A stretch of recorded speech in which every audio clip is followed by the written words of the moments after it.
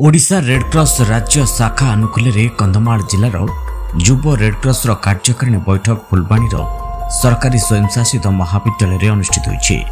महाविद्यालय अध्यक्ष तथा जिला युव रेडक्रॉस सभापति डॉक्टर सुभाष चंद्र प्रधान पौरोहित बैठक आयोजित होता। एक कार्यक्रम में जिलार अतिरिक्त जिलापाल श्री रमेश चंद्र जेना सम्मानित अतिथि एवं पूर्वतन जिला संयोजक श्री सुकांत कुमार बेहेरा अतिथि भाव में योगदान देते।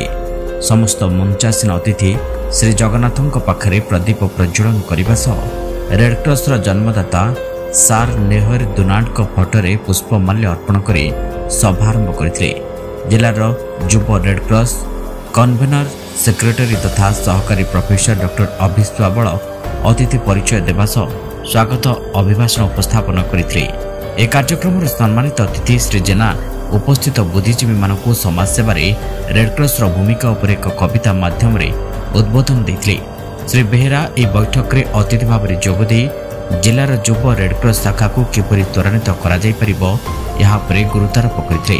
सभापति डॉक्टर प्रधान कार्यक्रम में उपस्थित समस्त अध्यक्ष एवं युव रेडक्रॉस काउंसिलर मानकु निष्ठापर भाव समाज सेवा एवं रेडक्रॉस 7टी समूल तत्व उपर सचेतन कराइले।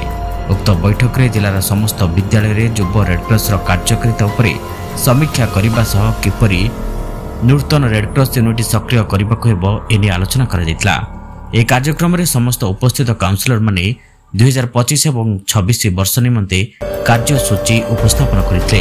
Red Cross coordinator doctor Vibhuti Bhushan आचार्य परिशेष धन्यवाद अर्पण करते।